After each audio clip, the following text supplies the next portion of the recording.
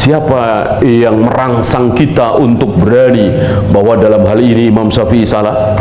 Siapa? Imam Syafi'i sendiri. Imam Syafi'i dikritik, loh mas sampean sopo ya mbok tahu diri sedidik. Kita ini baca kitab esek fathah keliru kasroh, baca nasob keliru jer segala macam. Aduh duh.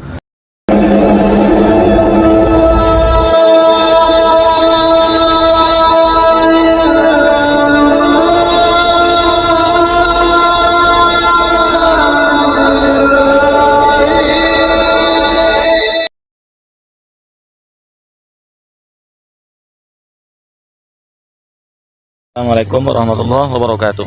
Bismillahirrahmanirrahim. Alhamdulillahirrahmanirrahim. Wa bihi nasta'inu ala umuri dunya waddin. Assalatu wassalamu ala asyrofil anbiya wal mursalin sayyidina Muhammadin wa ala alihi wa sahbihi ajmain. Amma ba'du, sahabat Cahayati yang dirahmati oleh Allah.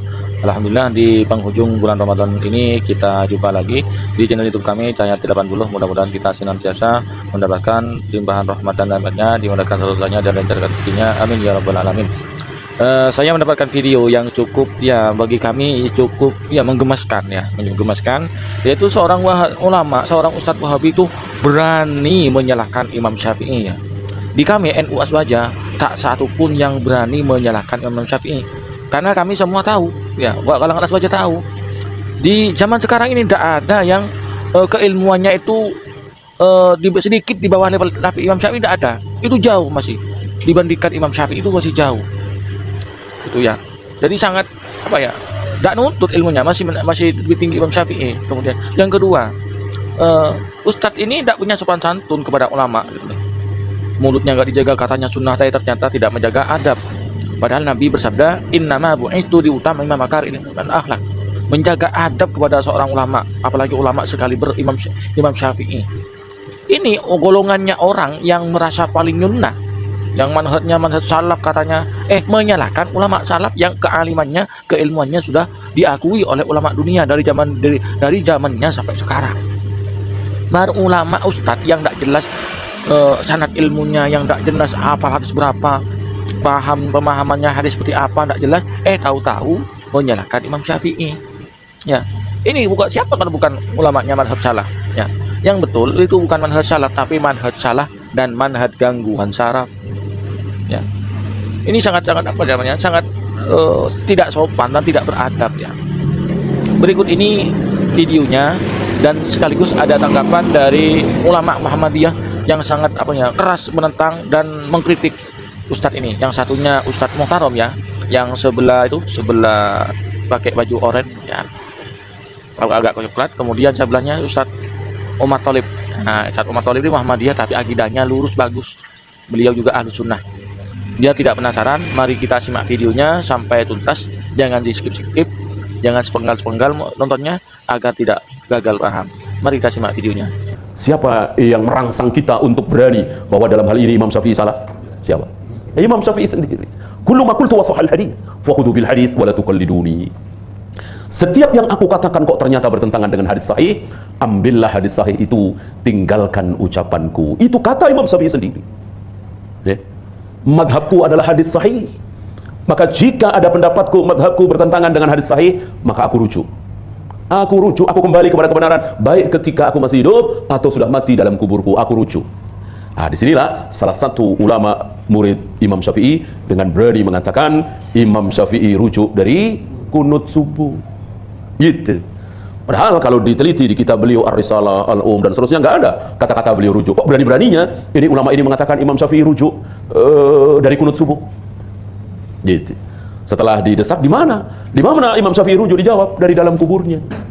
Gitu. Kok tahu? Ini kata-kata Imam Syafi'i. Jika akhirnya diketahui salah satu pendapatku di antaranya kunut subuh bertentangan dengan hadis sahih, memang tidak sahih, hadisnya dhaif kan?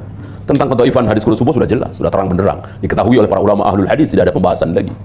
Ya berarti beliau rujuk.